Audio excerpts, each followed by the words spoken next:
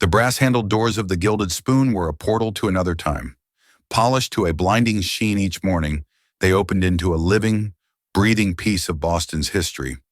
Inside, the air hummed with a quiet dignity, a mixture of old leather, beeswax, and the rich aroma of the day's simmering stock. Dark mahogany walls were adorned with oil paintings of stern-faced founders, and sunlight was softened by heavy forest green velvet curtains, casting an intimate twilight over the starched white tablecloths.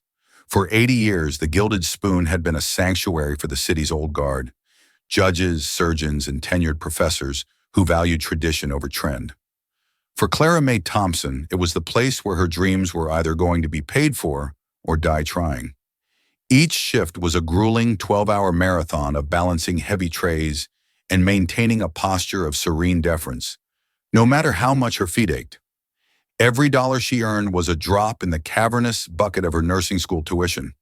Her goal was specific, born from caring for her beloved grandmother in her final years. She wanted to be a geriatric nurse. The Gilded Spoon, with its predominantly elderly clientele, felt like a premature training ground where she learned to listen patiently to meandering stories, seeing not just customers, but the very people she hoped to one day care for with professional compassion. This noble ambition was entirely at odds with the restaurant's new philosophy, embodied by Julian Croft. As the grandson of the revered founder, Alistair Croft, Julian saw the Gilded Spoon not as a legacy, but as an underperforming asset. With an MBA that preached disruption, he saw the loyal, elderly patrons as a demographic with low spending and zero Instagram presence, speaking in a jargon-laced dialect of optimizing revenue streams and curating a next-gen dining experience. His latest crusade was against the menu's most iconic item, the New England clam chowder.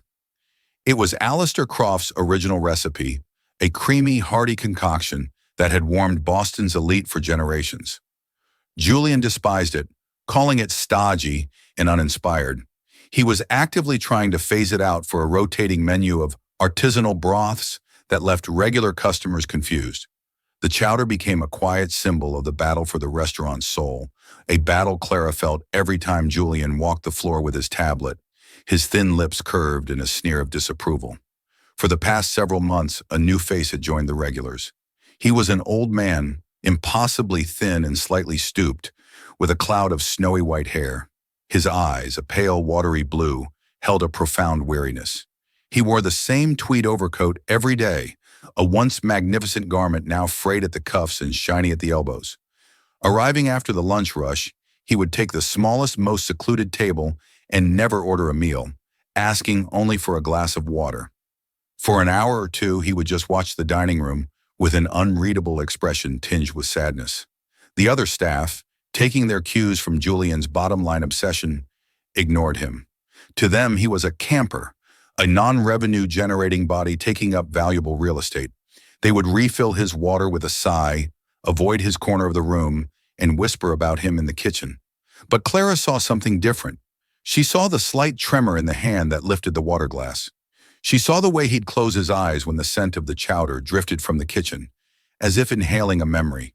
He reminded her so viscerally of her grandfather in his last days, a man whose world had shrunk to the size of a single room, a silent observer on the periphery of life. Clara made a point of being kind. She would bring him his water with a genuine smile. "Good afternoon, sir. It's nice to see you again," she'd say.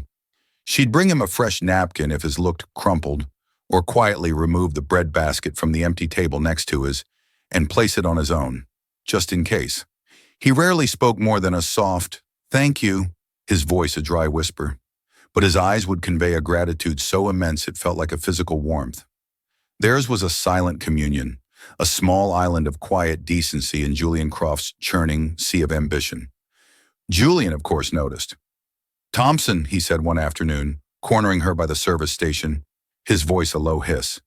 "Who is the fossil in table 42? "He's just a gentleman who comes in to rest, Mr. Croft," Clara replied, keeping her voice even. "He's a vagrant," Julian snapped. "This isn't a public library. Look at his coat. He's bad for the brand. From now on, he gets water, and that's it. If he stays longer than 30 minutes, You politely inform him the table is reserved. We need turnover, not charity cases. Are we clear? Yes, Mr. Croft, Clara said, her jaw tight, but in her heart a quiet rebellion was brewing. The old man wasn't a liability. He was a reminder of what the restaurant was supposed to be, a place of comfort and respite. He was a piece of the old soul Julian was so desperate to excise. The last Tuesday in October blew in with a bitter North Atlantic fury. A cold, relentless rain hammered against the tall, arched windows of the Gilded Spoon, the sky a uniform, miserable gray. The wind howled through the city's canyons, rattling the window panes and sending a draft through the dining room that even the grand old fireplace couldn't fully vanquish. It was the kind of day that chilled you to the bone, a day made for hot soup and quiet contemplation. The lunch service was a nightmare. The foul weather had made the customers irritable and demanding. Julian was in a particularly venomous mood, stalking the floor, his tablet in hand, pointing out microscopic flaws, a fork misaligned by a centimeter, a water glass with a faint smudge, a server's smile he deemed insufficiently enthusiastic. His presence was a storm cloud within the storm, a crackling with oppressive energy. At 2 o'clock, just as the chaos began to subside, the old man came in. He looked worse than Clara had ever seen him. His threadbare coat was soaked through, plastered to his skeletal frame. He was shivering, a violent, uncontrollable tremor that shook his entire body. His face was ashen, and his pale blue eyes seemed clouded over with a fog of cold and exhaustion. He shuffled to his corner table and collapsed into the chair, his breath coming in ragged, shallow puffs. He looked not just weary or lonely today, he looked genuinely unwell. Clara watched him from across the room, her heart constricting in a knot of helpless empathy. He wrapped his thin arms around himself, trying to generate some warmth, but it was a futile effort. The other servers pointedly ignored him, busy with their end-of-lunch side work. Julian was in his glass-walled office overlooking the dining room, hunched over spreadsheets, a scowl etched on his face. The rich, savory scent of the clam chowder wafted from the kitchen. A large tureen of it was still simmering on the warmer. Julian's policy was draconian. Any unsold specials were to be discarded at the end of the lunch service. Not donated, not offered to staff. Discarded. It was a waste he justified as maintaining brand exclusivity. That chowder, a symbol of everything the restaurant once stood for, was destined for the garbage. In that moment, something inside Clara snapped. It wasn't a loud, dramatic break, but a quiet, decisive click. The image of the shivering old man, the thought of her own grandmother feeling that same deep, penetrating cold, and the sheer, soulless waste of pouring perfectly good, life-affirming food down the drain. It all converged into a single, undeniable imperative. Julian's policies, the profit margins, the threat to her own precarious job, it all faded into the background, eclipsed by a simple, profound human impulse. Her hands moved with a will of their own. She grabbed one of the heavy ceramic soup bowls, not the smaller, cheaper ones used for the staff meal. She ladled it full of the steaming, fragrant chowder, the steam rising in a comforting cloud. She took a linen napkin, a polished spoon, and a small plate with 2 packets of oyster crackers. Then, with her heart hammering against her ribs, she walked out of the service area and crossed the dining room floor. She moved with a quiet purpose that drew the attention of the few remaining diners. They watched her, curious. From his office, Julian looked up from his spreadsheet, his eyes narrowing. Clara reached the corner table. The old man had his eyes closed, his head leaning back against the high-backed chair. He seemed to have shrunk into himself. "Sir," she said softly, her voice barely a tremor. His eyes fluttered open, unfocused at first, then locking onto her face. He saw the bowl in her hands and a flicker of confusion crossed his features. "I thought you might like this to warm up," she whispered, placing the bowl gently on the table before him. "It's on the house. Please eat." The old man stared at the bowl as if it were a holy relic. The rich, creamy scent rose to meet him. He looked from the soup to her face, and his pale blue eyes, for the first time in months, seemed to clear. A storm of emotions passed through them. Disbelief, suspicion, and then a dawning, heart-wrenching gratitude that made Clara's throat tighten. His trembling hands reached out, circling the warm ceramic.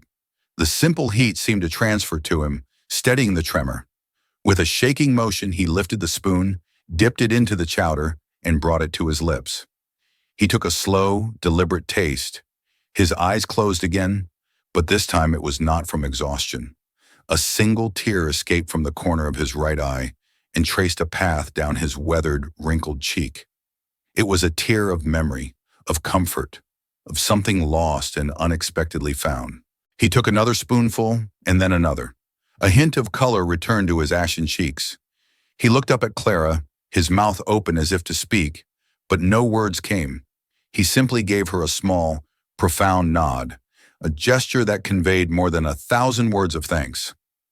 A warmth spread through Clara's chest, a feeling of rightness so pure and powerful it almost made her dizzy. She had done the right thing. "What in God's name do you think you're doing?" The voice was a whip crack, slicing through the quiet sanctity of the moment. Julian Croft stood 10 feet away, his face a mask of incandescent fury. He had stormed out of his office, his tablet clutched in his hand like a weapon. Every head in the dining room snapped towards him. "Mr. Croft, Clara began, her voice faltering. "Don't you Mr. Croft me, Thompson," he snarled, closing the distance between them. He kept his voice low, but it was venomous, trembling with rage. "Did you process a payment for that item? Did you run a check for table 42? "No, but it was the end of lunch. It was going to be thrown out," she pleaded, her voice a whisper. He was so cold. "It is not thrown out until I say it's thrown out," Julian seethed, his face now inches from hers. "Until that moment, it is company inventory. It is an asset, and you stole it. You stole a $12 asset and gave it to a worthless freeloader."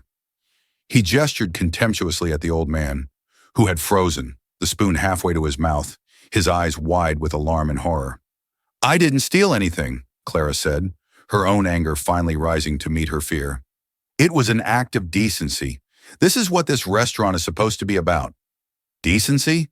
Julian let out a short, incredulous laugh that was devoid of any humor. "Decency is a liability. Decency doesn't get you a 5-star review on Yelp. It doesn't attract the tech bro crowd with their corporate cards. It just attracts that." He pointed again at the old man, who now looked as if he wished the floor would swallow him whole.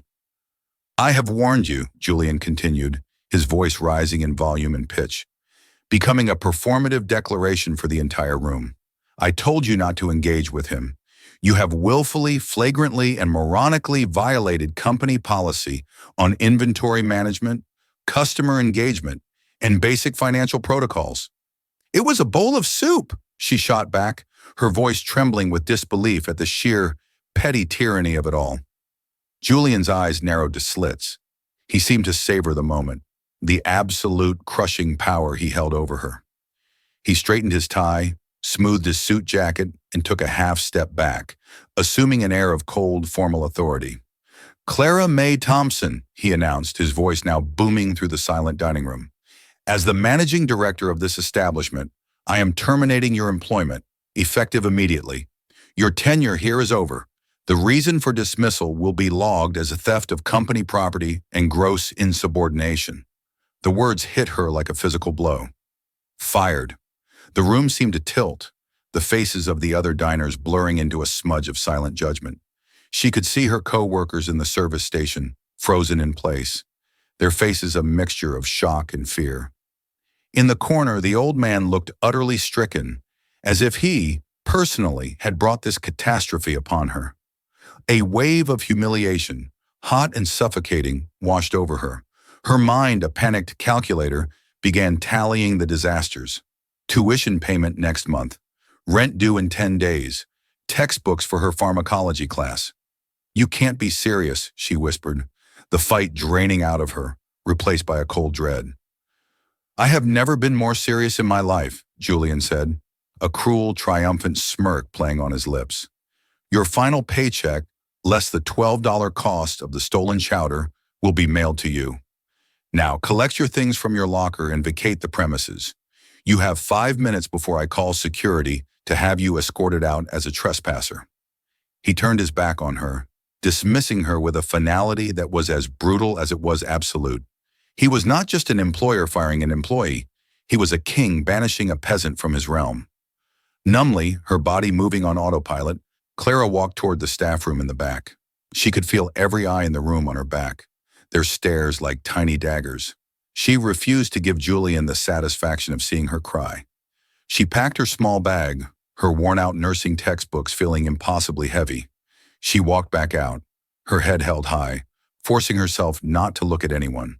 But as she approached the heavy brass doors, her gaze was involuntarily drawn to the corner table. The old man was on his feet, his face etched with anguish and distress. The half-eaten bowl of soup sat on the table, a testament to the kindness that had cost her everything. He took a hesitant step towards her, opening his mouth, a desperate apology forming on his lips. Clara gave him a tiny, almost imperceptible shake of her head. It wasn't his fault. It was Julian's. Then she pushed open the heavy door and stepped out into the cold, unforgiving rain. The bell above the door chimed softly behind her, a funeral toll for her job and, it felt, for her future. The walk home was a 3-mile pilgrimage through a blur of rain and tears. The cold, which had seemed so brutal outside the restaurant's windows, was now an intimate enemy, seeping through her thin uniform, chilling her to the marrow. Each step was a squelch of misery, a rhythmic reminder of her sudden, catastrophic unemployment. Julian's words echoed in her head, a cruel looping chorus. Theft. Gross insubordination. Vacate the premises. He had branded her a thief for a bowl of soup destined for the trash. The injustice of it was so profound, it felt like a physical weight on her chest, making it hard to breathe. But the absurdity of the charge was quickly overwhelmed by the terrifying reality of its consequences. A cold, hard knot of panic was tightening in her stomach, a familiar but now monstrously large presence. Her mind spun frantically, a vortex of impending financial doom. The tuition payment for her next semester was $4,800. She had managed to save just over half of that, a feat that had required monastic discipline and countless extra shifts. Her rent was $1,200 due in a week and a half. Her share of the utilities was another $200. Her final paycheck, even before Julian's petty deduction, would barely cover a fraction of it. And now she had no income. Worse, she had a black mark on her record. Who would hire a waitress fired for theft? The accusation, however ridiculous, would follow her, a toxic stain on every application.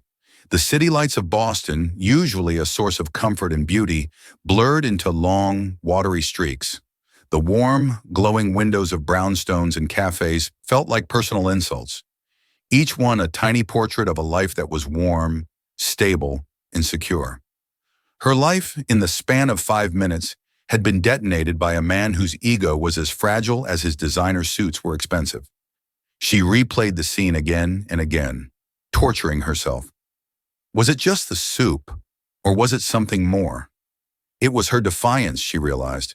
It was her quiet, persistent kindness to the old man, an act that Julian saw as a personal affront to his new, sterile vision. She had chosen humanity over policy, compassion over profit. In Julian Croft's world, that was the ultimate sin. She had shown loyalty to a forgotten old man, a loyalty Julian demanded be reserved exclusively for his brand.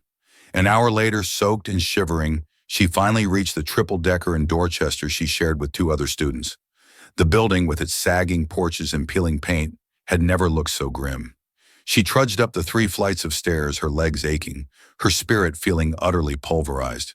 She let herself into the apartment, dripping a puddle onto the worn welcome mat. Her roommate, Sarah, was at the kitchen table, surrounded by a mountain of anatomy textbooks.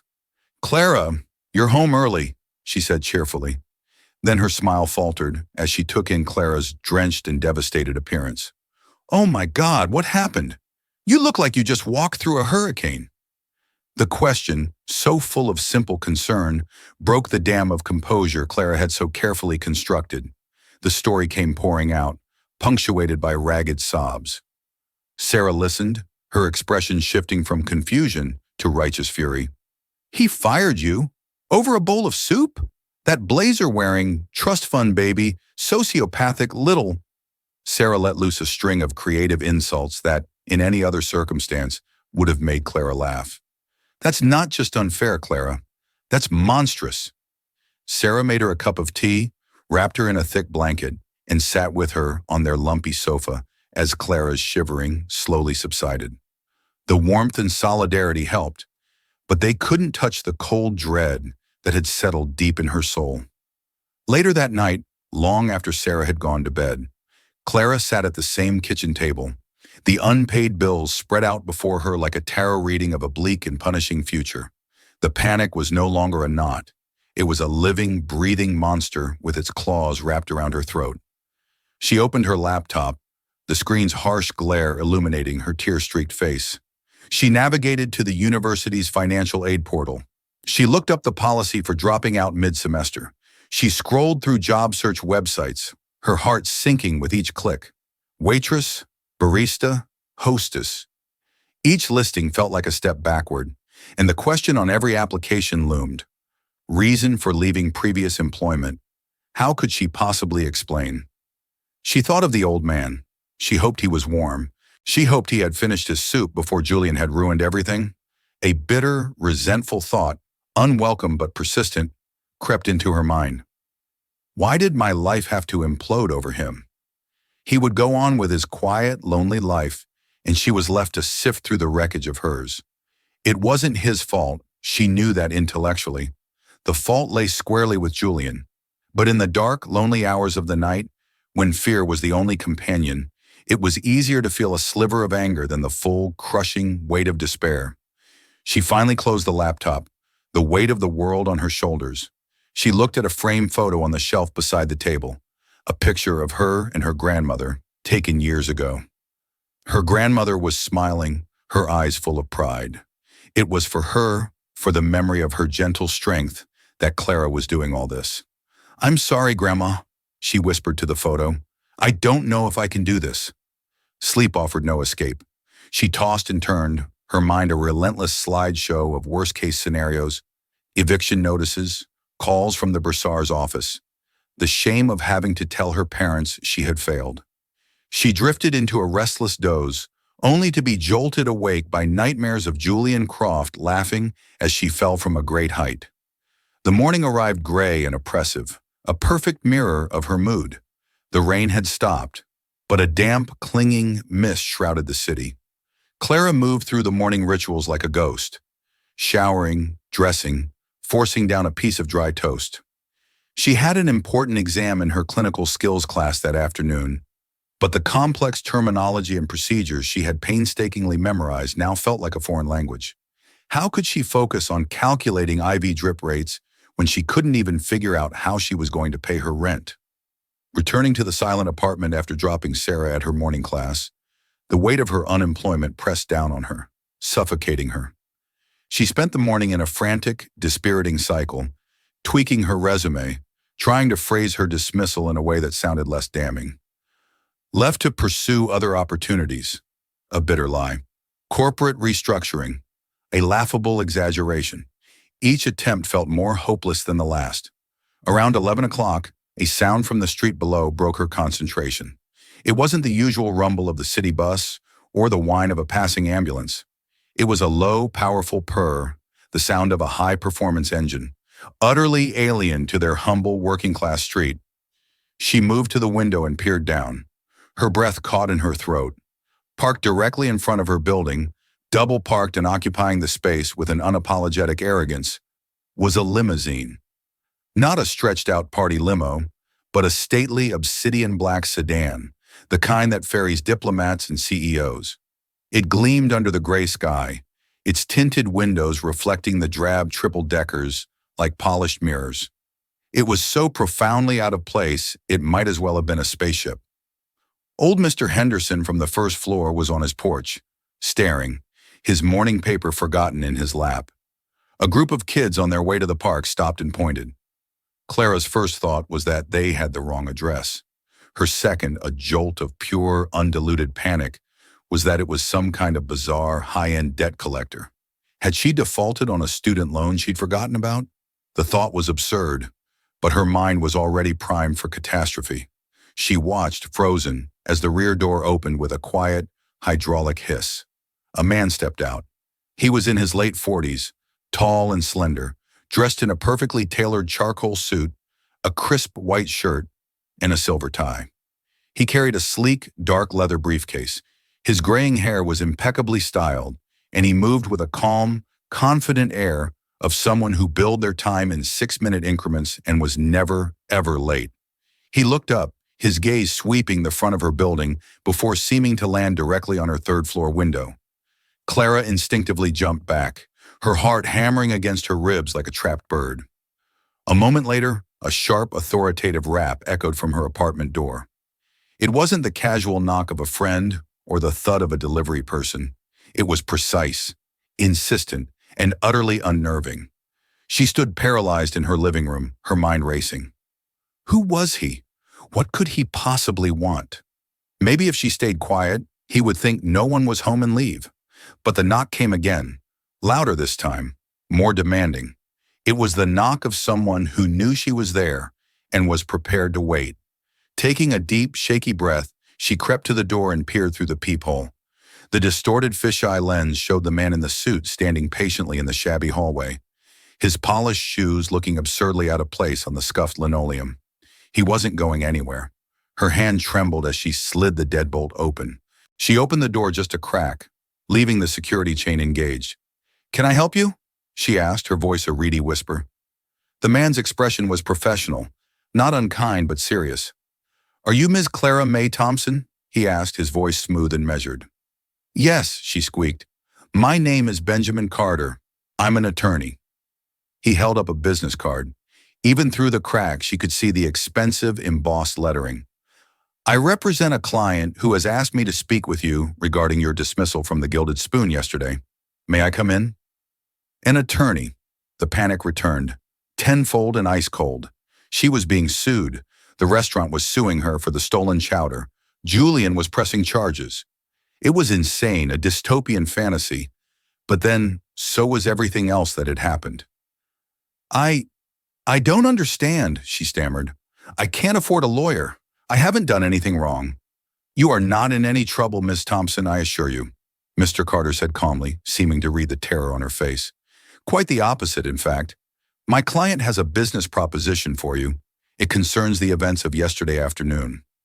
Clara stared at him, bewildered. A business proposition? The only person she had interacted with besides Julian was the old man. The idea that he was behind this was preposterous. A man in a frayed coat who couldn't afford a cup of tea did not have a high-powered lawyer and a limousine on retainer. It made no sense. "I'm sorry, I'm just very confused," she said. "That's perfectly understandable," the lawyer replied with practiced patience. "It would be much easier to explain if you would be willing to accompany me. My client wishes to meet with you in person. He is waiting." "Accompany you where?" she asked, her suspicion mounting. "Back to the Gilded Spoon," he said. The suggestion was so bizarre, so utterly unthinkable, that Clara almost laughed. Go back to the scene of her deepest humiliation? The place where she had been publicly branded a thief and cast out like garbage? "Absolutely not," she said, her voice gaining a sliver of strength. "Why on earth would I ever go back there?" "Because, Ms. Thompson," Mr. Carter said, his gaze steady and serious, "my client believes a grave injustice has been done, and he is in a unique, and I dare say singular position to rectify it. I can promise you it will be very much worth your while." He slid his business card through the crack in the door. It landed softly on the floor. "My client is a very private man, but he is also a very determined one. We will wait in the car for 15 minutes. If you decide to join us, we can resolve this matter today. If not, I will respect your decision, but you may be forgoing a significant opportunity." With that, he gave a slight nod, turned, and walked back down the hallway. Clara watched through the peephole as he descended the stairs and got back into the waiting limousine. The door closed with a barely audible click, sealing him back inside his world of silent luxury. She stood there, her mind a whirlwind of confusion, fear, and a tiny flickering spark of wild curiosity. Every rational instinct screamed at her to lock the door, bolt it, and hide. This had to be a trick, a cruel, elaborate joke orchestrated by Julian to humiliate her further. But then she looked at the expensive, embossed card on her floor. She looked at the bills on her kitchen table. She thought of her grandmother's proud smile. What was the worst that could happen? More humiliation? She had already hit rock bottom yesterday. At least this time, she'd be walking in, not being thrown out. And what if? What if, by some 1,000,000 to 1 chance, this was real? What if this impeccably dressed lawyer held the only lifeline she had? With a surge of adrenaline-fueled resolve that felt like jumping off a cliff, she unlatched the security chain. She had 15 minutes to change her life. Clara's hands shook as she threw on the nicest outfit she owned, a simple pair of black slacks and a clean, but slightly faded navy blue blouse. It was the outfit she wore for scholarship interviews, a thin armor of respectability. She ran a brush through her hair and stared at her reflection in the bathroom mirror. The same tired, worried face stared back at her, but there was a new, wild uncertainty in her eyes. This was either the smartest or the most profoundly foolish decision of her life. Walking out of her building and towards the gleaming black limousine felt like stepping onto a movie set. Mr. Henderson was still on his porch, his mouth slightly agape. The neighborhood kids had been joined by a few curious adults, all watching in silent, open speculation. Mr. Carter stepped out and opened the rear door for her with a polite, deferential nod. The interior of the car was another world. The scent of rich leather and polished wood filled the air. The seats were plush and deep, and the cabin was so utterly silent that the noise of the city completely vanished, replaced by a low, contented hum. It was the kind of opulent luxury Clara had only ever seen in magazines, a hermetically sealed capsule of wealth and power. The ride downtown was short and conducted in a tense silence. Mr. Carter sat opposite her, occasionally glancing at his phone, but he offered no further information, and Clara's mind was too crowded with chaotic speculation to form a coherent question. Who was this mysterious client? A wealthy patron who had witnessed the scene and felt sorry for her? A rival of Julian's looking for leverage? The old man still flickered at the edge of her thoughts, a persistent but impossible possibility. As they turned the final corner onto the familiar tree-lined street, her stomach lurched. There it was, the Gilded Spoon. But the scene outside was anything but familiar. Parked directly in front of the brass doors was another identical black limousine. Standing on the sidewalk, deep in conversation, were 2 other figures. One was another lawyerly type, a sharp-looking woman in a dark business suit holding a tablet. The other made Clara's heart stop cold. It was the old man, but it wasn't. He stood taller, straighter, the frail, stooped posture completely gone. The frayed tweed overcoat was nowhere in sight. Instead, he wore a magnificent, perfectly tailored charcoal gray suit that fit his frame with an understated elegance that screamed old money. His snowy white hair and beard were still neatly trimmed, but they now seemed less a sign of age and more a mark of distinction, like a retired statesman. His previous air of weary vulnerability had vanished, replaced by an aura of quiet, unshakable authority. He looked from the restaurant's doors to their approaching car, and his pale blue eyes, no longer watery or clouded, were clear, intelligent, and piercing. The transformation was so staggering, so utterly absolute, that Clara felt a wave of dizziness. This was impossible. It defied all logic. Her lawyer, Mr. Carter, seemed to notice her shock. "Allow me to formally introduce you to my client, Ms. Thompson," he said, his voice calm as their limousine glided to a stop behind the first. "Mr. Alistair Croft." The name hit her like a thunderclap. Croft, the founder, the patriarch, the man whose portrait hung in the restaurant's foyer, a younger, darker-haired version of the man now standing on the sidewalk. Julian's grandfather. Mr. Carter opened her door and she stepped out onto the sidewalk, her legs feeling like jelly. Alistair Croft ended his conversation and turned to face her.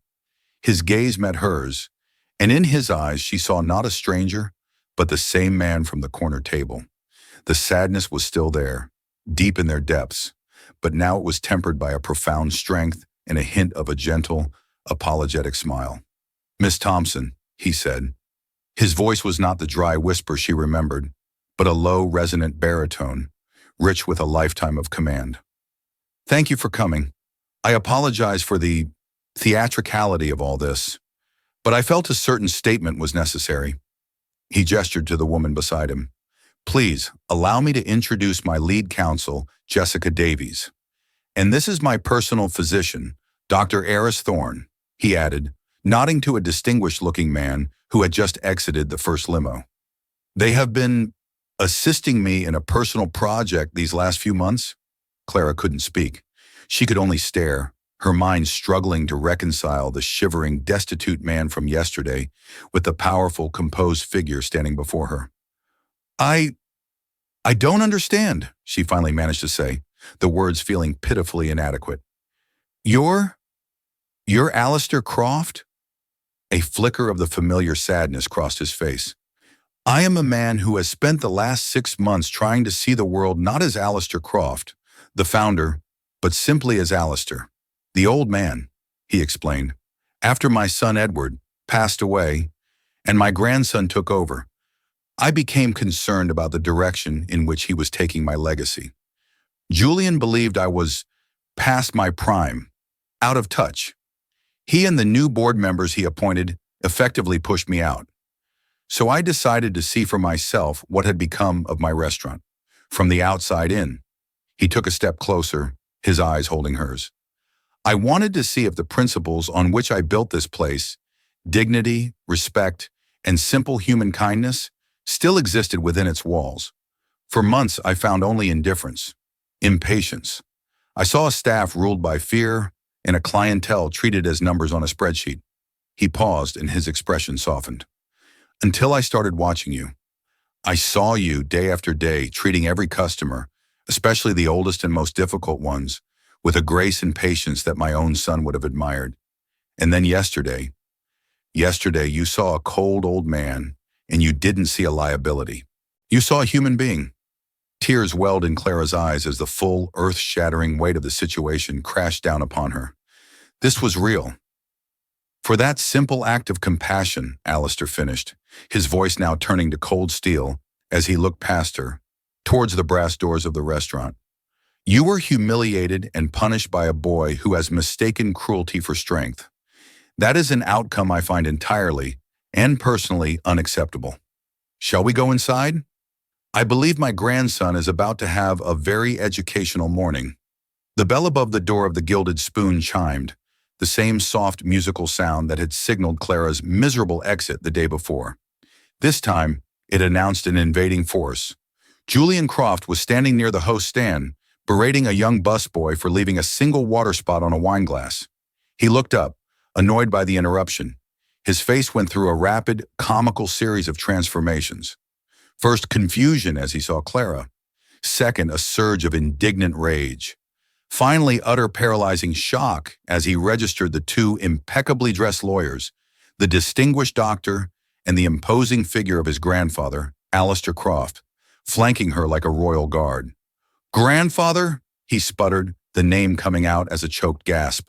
What is the meaning of this? And what is she doing here? I fired her. She's trespassing. She is here as my guest, Julian, Alistair said, his voice calm but carrying the unmistakable weight of command. He walked slowly into the center of the dining room, his gaze sweeping over the space, not as a visitor, but as a king reclaiming his throne. The few lunch patrons fell silent, their forks hovering midair, sensing the unfolding drama. I have spent the better part of 3 months frequenting this establishment in a professional capacity, Alistair continued, his eyes locking onto his grandson's. I have sat in that corner and observed. I have observed your contempt for our oldest patrons. I have observed your obsession with fleeting trends over timeless quality. And I have observed your management style, which seems to be based on the principles of a 19th century prison warden. Julian's face, which had been pale with shock, now began to flush with a blotchy, defensive red. I don't know what you're talking about. I was upholding the standards of the brand. My brand. That woman, he pointed a trembling finger at Clara, was stealing. I fired her for cause. Ah, yes, the cause, Alistair said, a dangerous edge to his voice. A $12 bowl of my clam chowder, The recipe you've been trying to remove from the menu since the day you took over. Tell me, Julian, is there a policy against basic human kindness in your new brand manual? It was theft, Julian insisted, his voice growing shrill. The rules are the rules. Let's talk about rules and financials, shall we? Jessica Davies, the lead counsel, stepped forward, tapping her tablet. Mr. Croft's experience yesterday prompted us to initiate an immediate and thorough audit of this restaurant's financials and inventory logs. We've had a very busy night, Julian. She looked up from the tablet, her eyes as cold and sharp as shards of ice. We found a fascinating pattern, consistent discrepancies between your reported liquor costs and your actual inventory. It seems dozens of cases of high-end wine and scotch have been consistently written off as breakage or promotional comps. Yet strangely, there are no records of these promotions, and the breakage numbers are 500% higher than any other restaurant in the company's portfolio. Julian began to sweat profusely. That's clerical errors. Spoilage. This is a high-volume business. Is it? Ms. Davies continued relentlessly. Because our preliminary investigation, aided by a tip from the restaurant's very loyal head chef, who is appalled by your leadership, suggests that this spoilage has a habit of ending up at a certain wine auction house in Cambridge, sold through a private LLC that is registered to your personal assistant.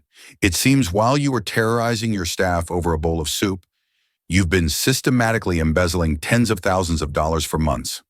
The final nail was hammered into Julian's coffin. His blustering facade crumbled completely, replaced by pure, undisguised terror. He looked from the lawyer's tablet to his grandfather's unyielding face. There was no escape. This is a mistake. A misunderstanding, he whispered, clutching the host stand for support. No, Julian, Alistair said, his voice low and final. The mistake was my son's, for believing you shared his integrity.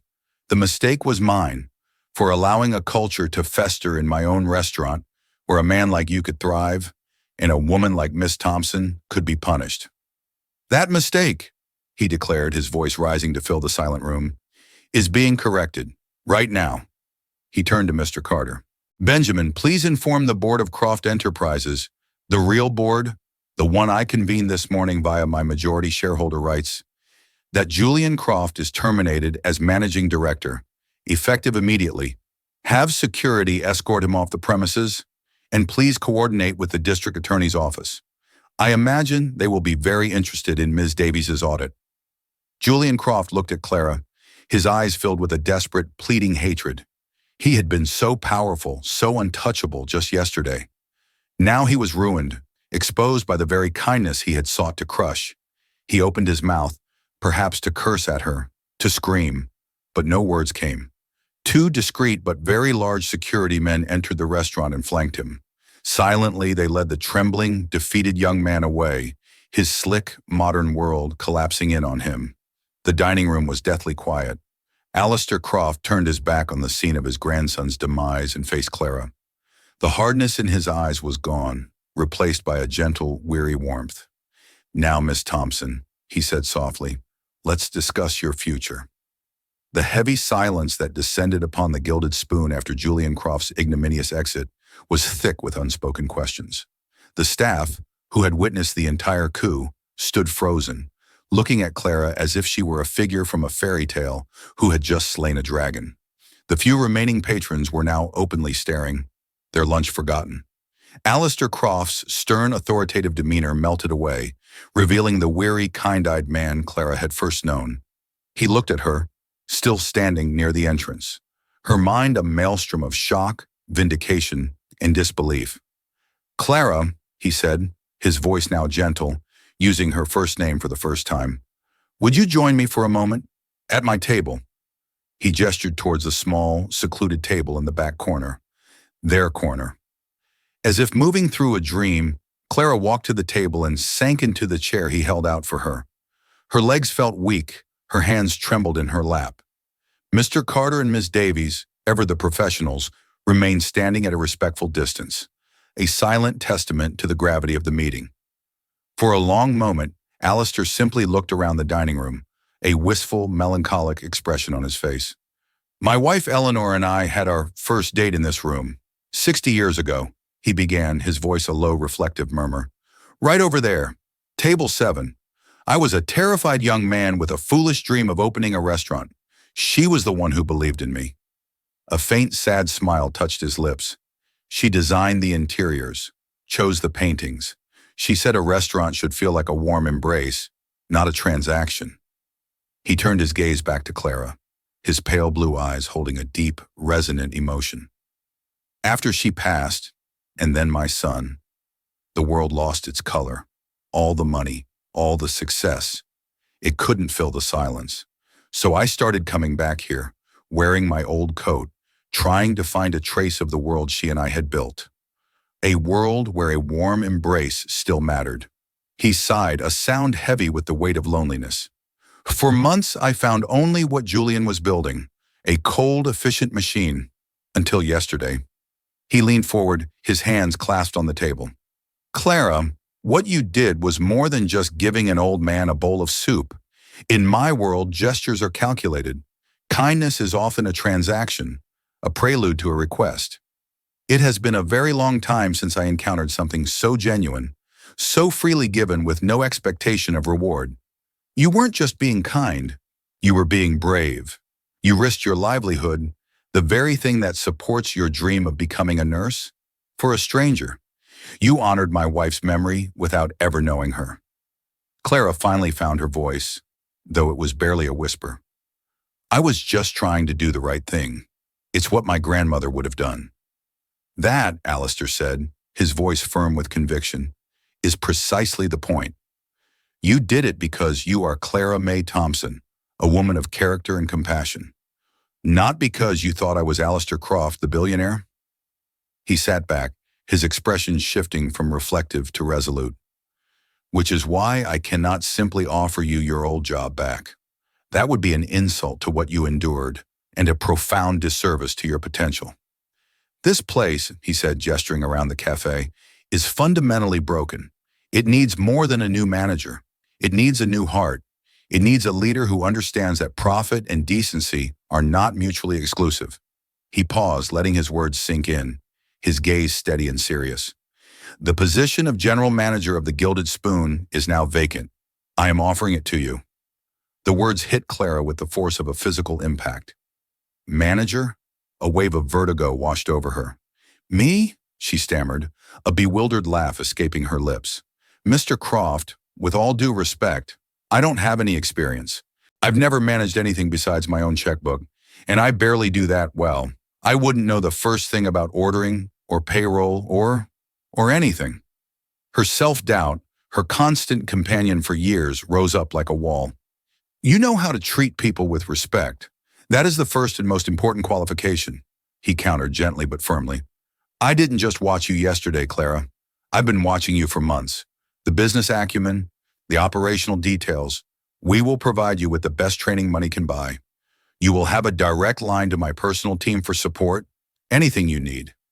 I am not looking for an MBA, Clara. I am looking for a moral compass.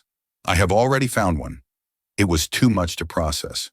Manager, a real salary, benefits, the ability to pay for her tuition without fear. The tears she had shed in despair the night before returned, but this time they were tears of overwhelming, unbelievable gratitude. But your dream, Alistair continued softly, as if reading her deepest thoughts. The reason you were working so hard in the first place, to become a nurse. Mr. Carter stepped forward and discreetly placed a handsome, dark green, leather-bound folder on the table. Alistair pushed it gently toward her. This is not just about the restaurant. This is about you. Her hands trembling, Clara opened it. Inside were official, notarized documents, thick and important. At the top of the first page, she saw the words, the Eleanor Croft Memorial Nursing Scholarship. Her eyes scanned the legal jargon, but the meaning was clear. It was a fully funded trust, established in his late wife's name, to provide a full scholarship to one deserving nursing student each year at her university. It covered tuition, books, fees, and a living stipend, ensuring the recipient could focus entirely on their studies. The inaugural recipient, it stated in crisp black ink, was Clara May Thompson. It was a guarantee, a promise of a future free from the financial burdens she had fought against her entire adult life. Seeing her name on that document, so official and permanent, was what finally broke her composure. A sob, raw and cathartic, escaped her lips. It was the sound of years of fear and anxiety finally being released, of a burden she thought she would carry forever, suddenly lifted from her shoulders. I don't know what to say, she wept, looking up at the man who had, in the span of a single day, appeared as both a destitute stranger and a guardian angel. This is too much. It is nothing less than what your integrity has earned, Alistair said, his own voice thick with emotion. Eleanor would have loved you. All I ask is that you accept both offers. Help me run this place with the heart it deserves while you finish your schooling. We will work around your class schedule. When you graduate, a management position will always be here for you, should you want it, but your dream comes first. Through her tears, Clara nodded vigorously, a radiant, watery smile breaking through. Yes, she whispered, the single word full of a lifetime of hope. Yes, of course. Thank you. Alistair stood, his work complete. My team will be in touch this afternoon to handle all the formalities. Run this place your way, Clara. Restore the chowder to its rightful place of honor. The keys are yours. With a final, meaningful nod to her, Alistair Croft and his team turned and left the restaurant. The bell tinkled softly one last time, signaling not an end, but a spectacular, impossible beginning. Clara remained at the corner table, her hands resting protectively on the folder that held her future. After a moment, the head chef, a large man named Miguel, whom Julian had constantly terrorized, approached her table. Miss Thompson, manager? He asked, a wide grin spreading across his face. What are your orders? Clara looked up at him, and for the first time she saw not just a co-worker, but her team.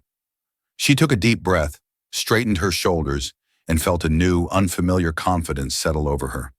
Miguel, she said, her voice clear and steady, why don't you start by making a fresh, very large batch of the original New England clam chowder? And tell the staff. Tell them we're closing for the rest of the day. Paid, of course. We'll reopen tomorrow with a clean slate. She stood up and walked behind the host stand, the space feeling both foreign and like home. Her phone buzzed in her pocket. It was a text from Sarah. How did the exam go? Clara smiled, a real, genuine smile that reached her eyes and transformed her face. She had completely forgotten about the exam. It didn't matter. Nothing could stop her now. She typed back a reply, her fingers flying across the screen. Skip the exam. Long story, but I can tell you this. Tuition is paid for. All of it. And I think I just got a new job. She hit send, and as she looked out the grand, arched window of her restaurant at the city that had once seemed so cold and unforgiving, she didn't feel small or scared anymore. She felt like she belonged. And in the warm, quiet heart of the Gilded Spoon, she knew she was finally home.